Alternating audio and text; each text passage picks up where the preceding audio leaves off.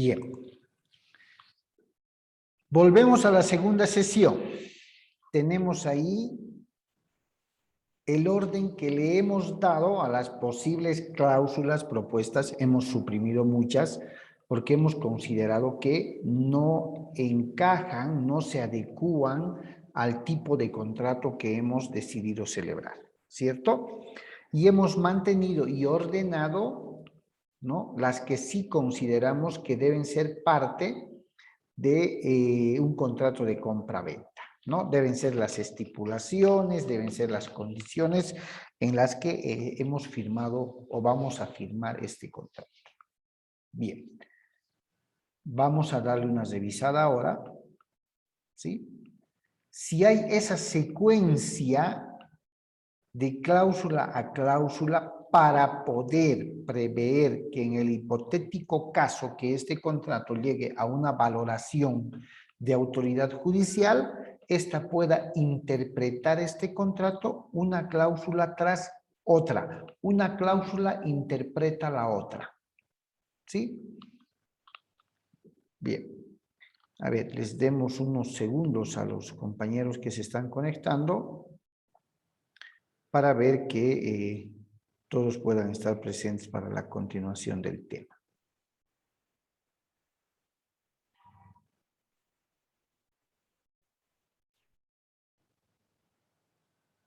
Bien.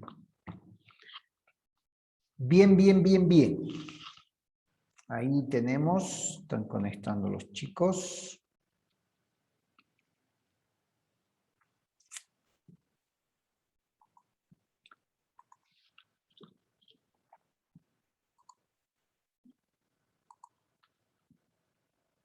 Hola Denia, ¿cómo me copias?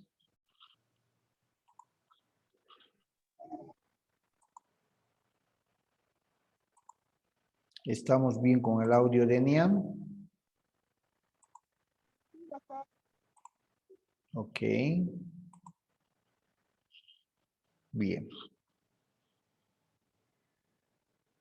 Ahí tenemos la estructuración de nuestro futuro contrato, ¿no? A ver que se conecten un par de segundos más a las compañeras para que se conecten. Vamos a volver a revisar la organización que le hemos dado. Sin embargo, para poder aclarar o para poder contar con un pequeño detalle, podemos establecer algunos consejos de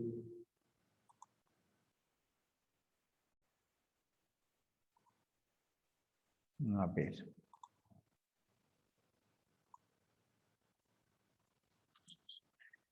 Bien.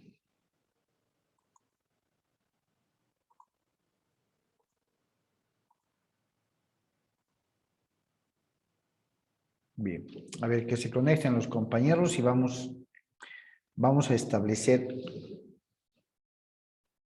qué consejos más nos dan para poder redactar un contrato y así poder darle una nueva revisada a la estructuración, a la organización que le hemos dado, ¿sí? Para poder ordenar de la mejor manera nuestras posibles cláusulas, para que al momento de redactar el contenido de cada cláusula, estas puedan tener coherencia una tras otra. ¿Ya? Natalie, ¿cómo nos copias? Bien, doctor. Bien. Ok. A ver, viene en camino Ana. Bien, lo que les decía era lo siguiente. Antes de volver y revisar nuevamente la estructura, la organización que le hemos dado a nuestro futuro contrato, vamos a ver qué otros consejitos, qué otras sugerencias nos dan para poder redactar contratos. ¿No? Son 4 minutos. Voy a compartir el audio para que puedan tener acceso, pongan mucha atención, por favor. A ver, ¿qué otros consejos nos dan para poder redactar de la mejor manera un contrato? Voy a silenciar mi micrófono. Atentas, por favor. En esta ocasión vamos a ver un tema relacionado a la prevención de conflictos. En este video te voy a dar consejos a tomar en cuenta para la redacción de contratos. Así que, comenzamos. Comencemos por saber que parte de la labor que se tiene como abogado no solo es la de resolver conflictos por los medios jurisdiccionales, sino que una parte importante también implica la prevención de conflictos. Ahora bien, para la prevención de conflictos, lo ideal siempre será que todo acuerdo de voluntades quede registrado por escrito. Y es por ello que todo abogado debe saber redactar de forma adecuada un contrato. Por eso te voy a dar algunos consejos que debes considerar al respecto. 1. Determina el tipo de contrato que requiere tu cliente. En muchas ocasiones la gente piensa que requiere un determinado tipo de contrato cuando la realidad es que tal vez no se ajusten las figuras y requisitos con el acuerdo que busca tu cliente. Es por ello que en muchas ocasiones deberás explicar cuál es el contrato adecuado para las necesidades del cliente. El ejemplo más común que se da de esto es cuando los clientes piden un contrato de promesa de compraventa cuando realmente requieren una compraventa a plazo. 2. Redacta de forma simple. Lo ideal para los contratos es que las partes comprendan de forma adecuada cuáles serán los derechos y obligaciones que se desprenden de dicho acuerdo, por lo que es muy recomendable usar un lenguaje sencillo, reduciendo los tecnicismos necesarios e incluso, en el caso de usar tecnicismos de otro tipo porque el contrato lo requiere, puede ser recomendable añadir al contrato un glosario de los términos usados para asegurar la exacta comprensión del contrato. 3. Verifica la calidad de los contratantes.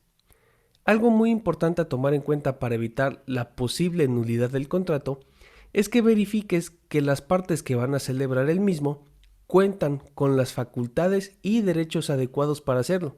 Incluso, en el caso de ser necesario, los documentos que acrediten su calidad deberán ser usados como anexos, como en el caso de poderes notariales.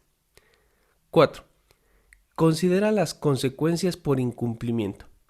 Es de suma importancia que en tu contrato contemples la pena convencional necesaria en el caso de incumplimiento de una o ambas partes. Esta pena deberá ser proporcional al incumplimiento.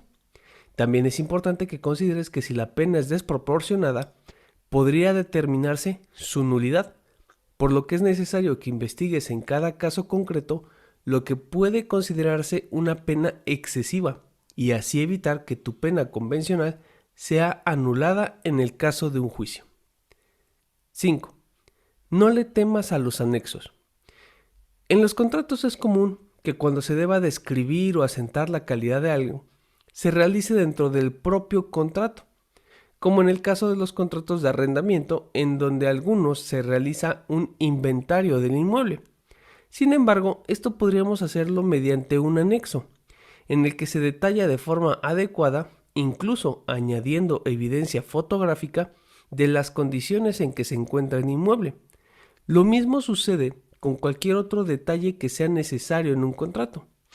Es mejor manejarlo como un anexo al documento y no como una parte de las cláusulas que lo componen. 6. Como último consejo para este video es sobre la cláusula de jurisdicción. Esta cláusula podrá ahorrarle muchos dolores de cabeza a tu cliente, ya que en caso de incumplimiento debemos recordar que en muchas ocasiones la jurisdicción que prevalece es la del domicilio del demandado. Sin embargo, en un contrato podemos establecer que se renuncia a este beneficio y que se señala competencia en alguna jurisdicción territorial determinada, lo que para efectos de un juicio es bastante útil. Y bueno, pues este video sería todo. Si te gustó y fue... ¿Qué tal? ¿Es o no es de lo que estamos hablando, chicos?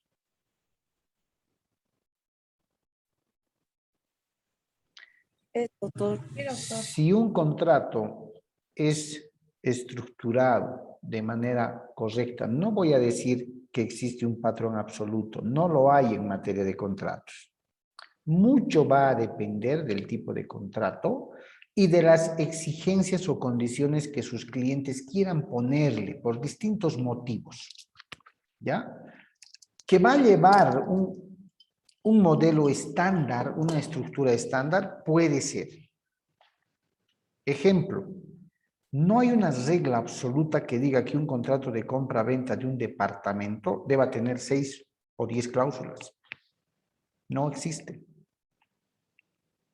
Sí existe modelos de contratos de venta de departamentos que nos pueden dar idea, ¿cierto?, de las cláusulas más necesarias que pueda contener, innegablemente. Pero los clientes son personas individuales, buscan proteger sus intereses y en función a ello, en muchos casos, emerge la solicitud de o la consulta o la petición de asesoramiento si esta condición, si esta cláusula podría ir, estito más quiero que vaya. Les pongo un ejemplo real, vayan pensando porque vamos a continuar con la estructuración del contrato que estamos haciendo. Y un caso práctico. El día de ayer se nos pide elaborar un contrato de préstamo simulando un contrato de anticrético. ¿Se acuerdan de los contratos simulados?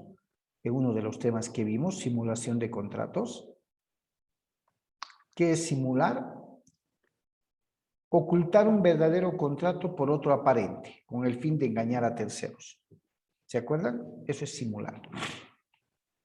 Resulta que hoy por hoy las personas están optando por celebrar contratos de anticrético bajo la figura de contratos de préstamo con garantía real. Me explico mejor. Un contrato de anticrético primero debe ser celebrado en documento público. ¿Eso qué quiere decir? Que debe pasar por el trámite de protocolización que el notario le dé. Perfecto. Sin embargo, resulta que a raíz de la promulgación de nuevas normas, que además no es nuevo en el tema de contratos de anticrético, tanto propietario y anticresista deben pagar un impuesto trimestral por los contratos de anticrético, en base al capital anticrético que se entrega. Entonces la gente no asume esa responsabilidad, no porque no quiera a veces, sino porque no sabe y menos se va a meter a pagar impuestos. Y ahora, por el tema de la ley de la 1836 que tanto está vigente, o la 1386 más bien, porque el momento que el notario introduzca la protocolización a su sistema, en función al capital anticrético, ayer era $15,000, va a hacer un cruce con la unidad de investigaciones financieras. Y el anticresista va a tener que llenar ciertos formularios justificando de dónde tiene esa plata. Pero eso es aparte. Entonces, a raíz de los impuestos y a raíz de esta duda, esta psicosis que ha generado esta ley, las personas se están poniendo de acuerdo para que no suscriban un contrato de anticrético, pero sí lo hagan como contrato de préstamo de dinero con garantía. Entonces, ayer se pide, los clientes, fíjense, piden un contrato de préstamo por los $15,000 con la garantía de la misma casa, del mismo inmueble donde van a vivir, que por el tiempo que van a vivir, que son 2 años, no se está estableciendo interés alguno, pero sin embargo que ante el incumplimiento en la devolución del dinero o la devolución del inmueble va a generar un interés del 1% mensual. Y además se pide un documentito privado aclaratorio, un contradocumentito privado, en el que se aclare que las partes están suscribiendo ese contrato supuestamente de préstamo, pero que en realidad es un anticrético. Sí, que el anticresista va a vivir con su familia, que esto, que los servicios, y se aclara esto. Si yo no quiero problemas para los clientes, ¿qué nos aconseja el documental? El contrato debe ser lo más claro posible, lo más preciso posible, con lenguaje comprensible, claro, evitar los tecnicismos, ¿cierto? Las palabras rebuscadas, quiere decir. Y la consulta de la cliente en el contrato que les comento el día de ayer era: por favor, quiero que conste en el contrato de que si bien yo estoy firmando el documento, quienes van a vivir son mis hijas. Y la pregunta es, lo que quiere que se introduzca la cliente, ¿es correcto que vaya en el contrato de préstamo o vaya en el documento aclaratorio? ¿Tendrá alguna coherencia poner eso en el documento de préstamo donde simple y llanamente se está diciendo que la acreedora le presta un monto de 15,000 a la deudora que debe devolver en el plazo de 24 meses y que deja como, se otorga como garantía el departamento o la casa? ¿Encaja coherentemente el tema de poner que la casa que se está recibiendo va a ser habitada por las hijas y no por la acreedora? ¿O no encaja? No, doctor, no encaja. Es todo un chiperío. Claro, Que- si estoy hablando de préstamo, estoy hablando de que un acreedor o una acreedora le está prestando al deudor un plazo, hay interés, no hay interés, hay garantía. Si yo le introduzco una cláusula que diga, se aclara que la ahora acreedora manifiesta que no va a ocupar el inmueble, sino va a estar habitada por los hijos, desnaturalizo totalmente ese contrato. O sea, ¿qué tiene que ver habitar o no habitar si este es un contrato de préstamo? Lo que quiere decir que, como es un contrato simulado, lo que pide la cliente va a ir en el documento aclaratorio. ¿Se dan cuenta? Ese pequeño documental que acabamos de ver dice, tipo de contrato. Claro, debemos establecer qué tipo de contrato, cuál es el contrato que vamos a elaborar. ¿Y quién va a dar el asesoramiento para decir esto hay que hacer, este contrato? Ustedes como abogados, abogadas. Y en función a los intereses que las partes tengan o se pongan de acuerdo, ustedes van a, como profesionales en derecho, ver si corresponde o no corresponde incluir lo que se pide por parte de los clientes. ¡Vamos a la mierda, cabrón! ¿Listo? Eso es lo que va a competir. Eso es lo que se debe realizar por parte de ustedes como abogados. Porque como decía el documental, uno de los aspectos que hay que cuidar como abogados es evitar conflictos a los interesados. Porque si el contrato no es claro, no es preciso, lo más probable es que haya problemas. Pero si el contrato es clarito, bien estructurado, bien organizado,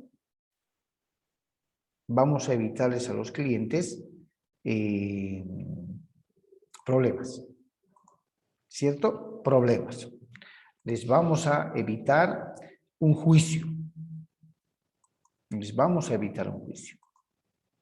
Pero si cometemos errores en los contratos, vamos a allanarles más bien el camino a un juicio, a tener conflictos. Bien. Antes de continuar la revisión y para despejar la mente, por eso lo he hecho así, no volver directamente a la estructura que hemos hecho. ¿Por qué? Porque la mente tiene que despejarse. Volver a leer después de algunos minutos un documento que hemos hecho, después de despejar la mente, hace que el cerebro se renueve y nuevamente encuentre observaciones, mejore ese contrato. ¿Ya? Y vamos a ver 2 minutos los consejos que el masterclass nos da en cuanto a organizar el contrato. Voy a compartir el audio. Está compartido. Escuchen, por favor. Organización de las cláusulas y del contrato. 2 minutos o 3.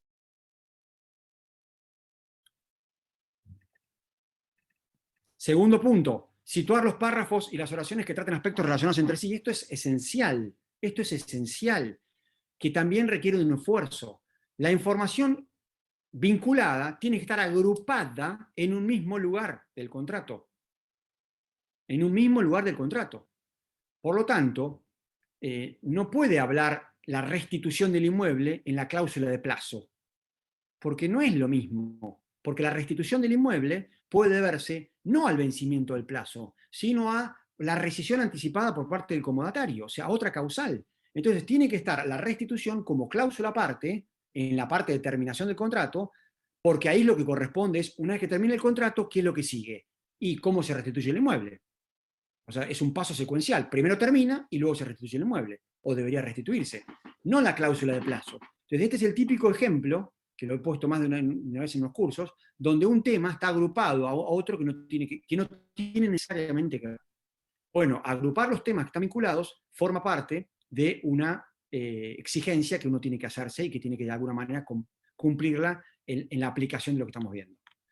Ordenar el contenido según ordenar el contenido ¿de qué? De cada cláusula y de cada oración. Y obviamente del contrato, pero más que nada de cada cláusula y de cada oración. Según la siguiente secuencia. Primero, lo más importante y luego lo menos importante. Primero, la información general y luego la específica. Primero, lo ordinario y luego lo extraordinario. Otro ejemplo que siempre pongo. Si digo que el locatario o que el comprador tiene que pagar, ¿no?, del 1 al 5 de cada mes, o si un servicio que uno contrató tiene que ser abonado en cuotas de 1 al 5 de cada mes, eso es lo ordinario, eso es lo general. Lo que sigue es lo extraordinario. ¿Qué pasa si un día, del 1 al 5 de cada mes, y el último día cae inhábil? Bueno, ahí entonces se ve la situación concreta. Entonces, primero digo lo general, luego lo específico. ¿Qué pasa si no se puede pagar por una situación de fuerza mayor? Eso es algo extraordinario. Entonces, primero digo lo ordinario y luego digo lo extraordinario. De esta manera lógica, cuando uno construye las oraciones y las cláusulas con esta mecanización, solo se va dando cuenta de la cantidad de falta de coherencia que tienen muchos contratos donde se mezcla todo esto y que provoca en definitiva la confusión de la información que refleja el contrato. Utilizar encabezamientos informativos. Esto lo hacemos todos, creo, pero aunque se ven muchos contratos que no está aplicado, de manera mecánica. ¿Qué es esto? El título de cada cláusula. El título de cada cláusula. ¿Y para qué es esto? Para que cada cláusula anticipe, anoten si quieren o grábenselo, anticipe cuál va a ser el contenido que va a tratar. Entonces yo acá digo, cláusula segunda, punto, destino. A esto le agrego que lo subrayo y le pongo letra negrita. De manera tal que después, en esto que estoy trabajando acá, es muy crudo, ¿no? Es un ejercicio hecho en el curso que dictamos con la universidad. No sé esas flechas de dónde salen, yo no le estoy tocando nada, no sé. Bueno, no sé tampoco qué significan. Ahí hay algo, ahí se apagó. Vieron que es inteligente el sistema, ¿eh? Muy bien.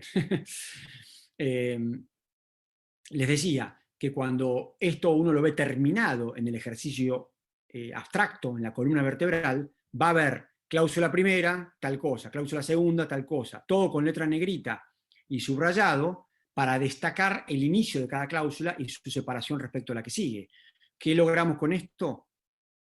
Que la persona encuentre la información de manera clara. Lo destaqué, utilizamos diseño, organización y cumplimos el objetivo. Cuando la cláusula dice cláusula segunda y no dice nada más, ¿qué está pasando acá?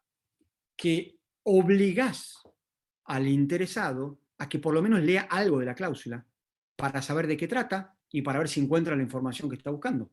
Para lo cual, en un contrato de 50 cláusulas, va a tener que, hasta que encuentra lo que busca, leer, leer y leer. O sea, perdió tiempo, se fastidió, termina ya embotado porque no sabe de derecho, entonces confuso, ideas poco claras, no logramos ningún objetivo. Y salvo que el objetivo sea que me llame a mí para que yo le asesore y le cobre horario, ¿no? Si fuera ese el objetivo, no estarían acá en este encuentro desde ya. Así que no logramos el objetivo de la técnica contractual. Por eso, el título anticipa el contenido. Sobre esto trabajamos también mucho en el curso de la universidad, con qué título tiene que ir, porque no es tan sencillito como lo que estamos viendo acá, de la palabrita destino. En muchos casos, y lo ejercitamos con cláusulas extraídas de contratos reales, para que justamente el alumno, el que está haciendo el curso, elabore el título, no es sencillo. Y en muchísimos cursos lo he trabajado por grupo, ¿no? Y una misma cláusula no tiene identidad de título en los 6 u 8 grupos que trabajamos. Por lo tanto, ahí uno ve la cantidad de cosas que hay en juego con esto. ¿Eh? Bien.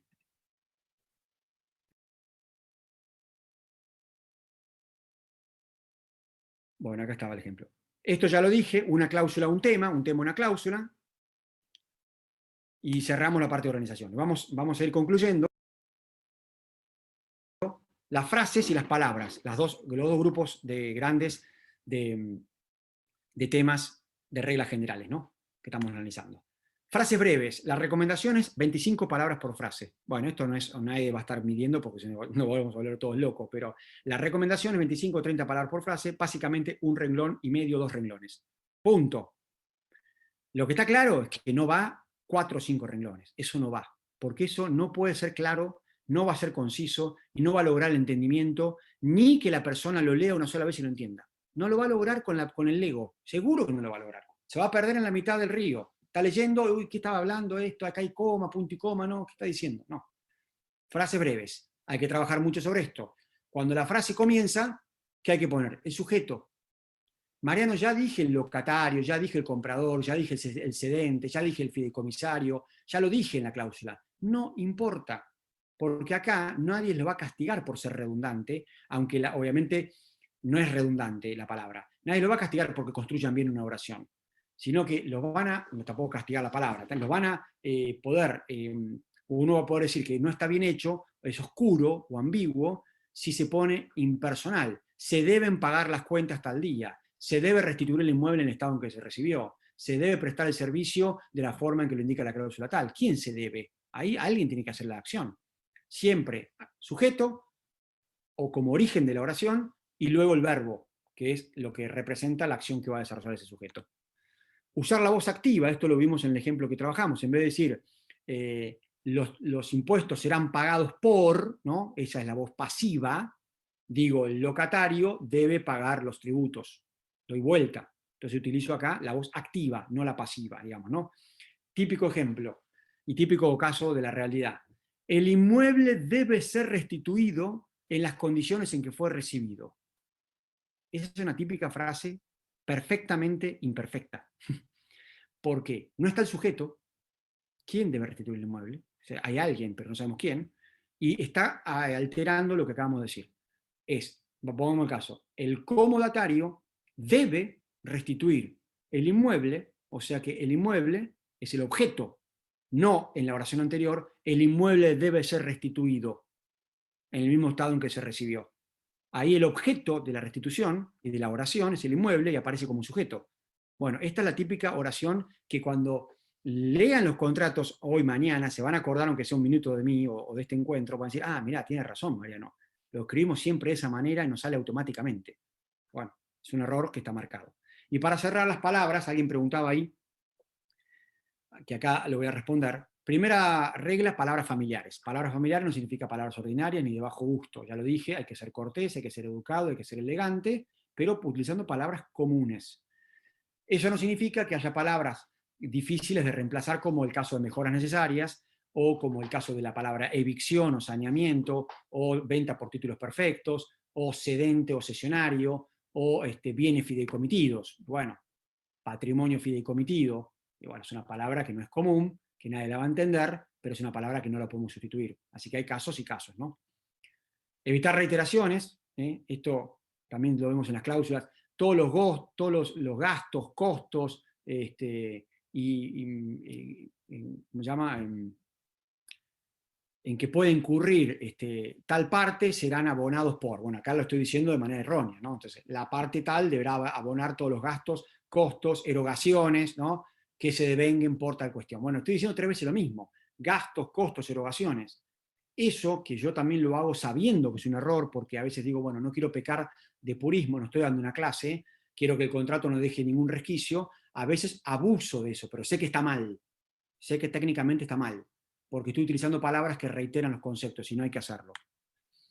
Esto lo preguntaba alguien. Bueno, ¿hay que explicar los términos especializados? Sí, conviene definitivamente, y de hecho ocurre que haya una explicación en alguna cláusula, generalmente la primera o en los considerandos del contrato, que indique la definición de los términos que se van a utilizar especializados, ¿no? Que se van a utilizar en el documento. Así que eso conviene que sea utilizado.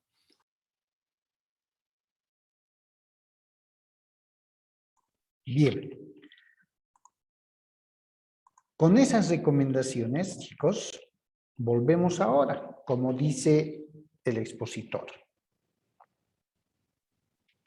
Conviene revisar, volver a leer, cuidando claridad, coherencia, orden, preveyendo además que cada una de estas cláusulas va a tener un contenido. Incluso ya nos dice de cuántas frases o palabras cada cláusula debería estar redactada. Bien, veamos. Ahí está. Tenemos 11 cláusulas. ¿Cuál es el contrato que tenemos que realizar? Un contrato de Bien inmueble. bien inmueble. Vamos a hacer un contrato de compra-venta. Perfecto. Partes. Correctamente. Tenemos que identificar a quiénes en esta cláusula. Al comprador ¿Y al? ¿A quién más? y al que va a vender la casa. Perfecto. Vamos a identificar a los sujetos, a las partes. Vendedor, comprador o propietario, comprador, como le quieran llamar. Entonces, ¿está bien que ocupe el primer lugar? ¿O la primera cláusula? Sí, doctor. Sí, está perfecto. Bien. ¿Cuál es el objeto del contrato de compra-venta? ¿Qué se va a vender? El bien. El bien inmueble. Segunda, objeto. Entonces, estaría bien. Pero ¿consideran necesario describir los datos y los antecedentes del objeto, que es el bien inmueble, o no?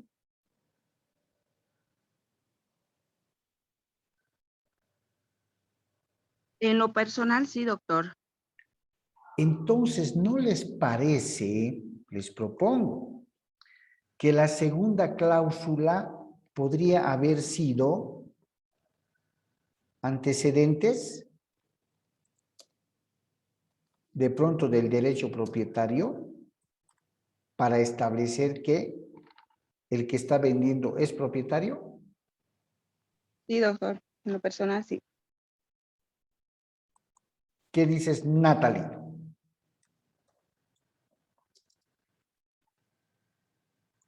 Doctor, ¿Sí? sí, doctor. Sí. Voy a describir el objeto primero. El qué cosa estoy vendiendo. Un inmueble. Y en la segunda tendré que especificar, se encuentra ubicado en la zona temporal, calle Arquímedes, número 500, manzana tantos, predio, distrito, subdistrito, de una extensión superficial de tantos, registrado en derechos reales bajo matrícula tantos, ¿cierto? Voy a describir lo que se está vendiendo y comprando. Y una vez que describa, el objeto está bien, porque el objeto de la venta es el inmueble descrito anteriormente. ¿Se dan cuenta? Sí, doctor. Ahora, En el objeto, ¿qué voy a poner? Es objeto del presente documento de compra-venta el inmueble descrito en la cláusula anterior. Listo. 1,5 líneas me va a tomar. No es muy cortita, no va a ser muy cortita la redacción. ¿Qué les parecería si, como dijo el expositor, junto dos aspectos, objeto y precio? Es objeto del presente documento la venta del inmueble descrito anteriormente en un precio de bolivianos 50,000. Que el vendedor recibe a su entera satisfacción de manos del comprador. ¿Podría ser o no? Estoy juntando objeto y precio para que la cláusula no sea muy cortita ni sea muy ampulosa. ¿Se dan cuenta? Sí, doctor. Ahora, si en la segunda cláusula hemos descrito los antecedentes, las características, los datos del inmueble, ¿será viable mantener la cláusula cuarta que hemos puesto, ubicación del inmueble, o va a ser repetir? Para mí va a ser repetir, doctor. ¿Qué dices, Nat?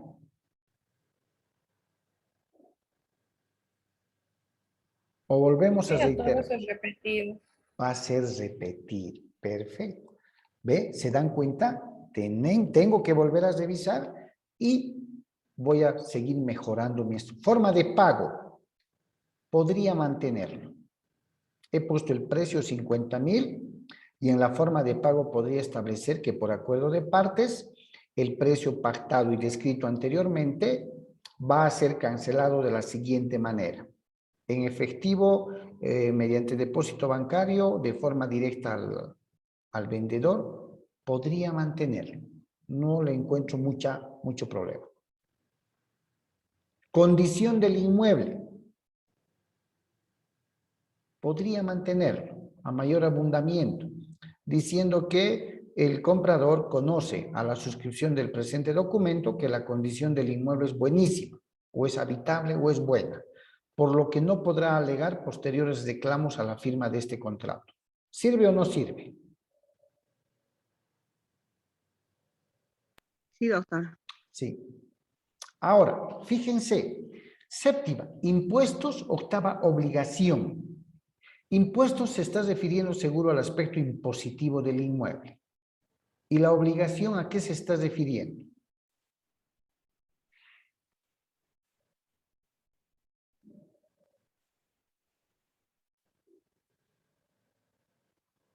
Como que me genera confusión. Puedo poner inclusive acá lo siguiente. En vez de impuestos puedo poner límites o colindancias. Antes. ¿Sí o no? Sí. Sí, puedo poner. Saneamiento y evicción lo mantengo. Modificaciones bajo el criterio que hace un momento Ana nos decía lo mantengo. Y la aceptación lo mantengo.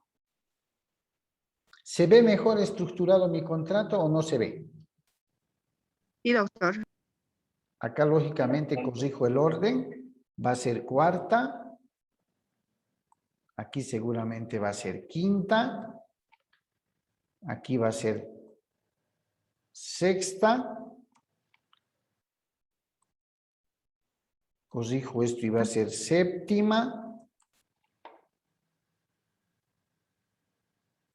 Octava.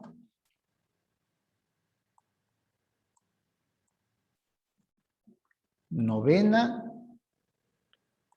Y décima. ¿Les parece? Sí, doctor. ¿Cierto? Sí, doctor. Como que está mucho mejor. Ya. A ver, primero las partes. Ahí, ¿qué tengo que hacer? Describir las generales de las partes, tanto vendedor como comprador. ¿De dónde saco esas generales? ¿De dónde voy a sacar? ¿De dónde voy a sacar los datos de las partes, de los sujetos? De su carnet, doctor. De su carnet. Muy bien. ¿De dónde voy a sacar los datos o antecedentes del inmueble, del derecho propietario? De su folio real. Muy bien, del folio real. El objeto y precio lo voy a redactar. La forma de pago lo voy a redactar según el acuerdo de las partes. La condición del inmueble, lo propio.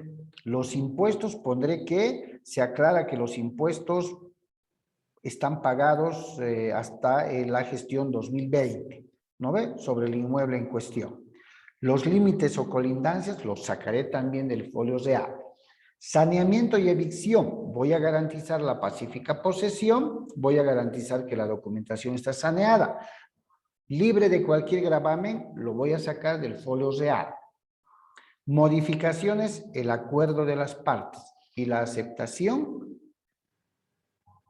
cerrando el contrato. ¿Estamos de acuerdo? Sí, doctor. Perfecto. Sí, doctor. Entonces, para este fin de semana, y ahora por favor escúchenme bien, en minutos más les voy a mandar esto al grupo, ¿ya? Al grupo. Lo que van a hacer, chicas, es redactar cada una de las cláusulas. Traten de hacerlo ustedes. No me copien de otro contrato. Si quieren, lean un contrato de compra-venta. Lean. Y una vez que lean, en sus palabras intenten redactar cada una de esas cláusulas, con las recomendaciones que nos ha dado el expositor en el masterclass. Lenguaje preciso, libre de tecnicismos, claro, no líneas abundantes en cada cláusula, medidas. ¿Está claro? Sí, doctor. Intentemos redactar, por favor. Y el día Doctor, tenemos que lunes, hacer entonces, perdón, doctor. Tenemos que hacer entonces un contrato de compra y venta, ¿verdad? bajo estas cláusulas, Está bien. ¿ya? Quiero que le pongan el contenido a cada una de estas cláusulas, que son 10 que hemos configurado en la práctica de hoy.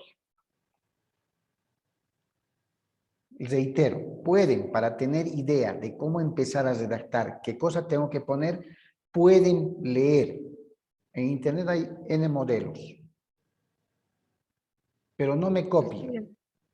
¿Sí? Lean, entiendan a qué se está refiriendo cada cláusula. Y una vez que lean, asuman el riesgo de redactar. Ustedes, quiero que cometan errores.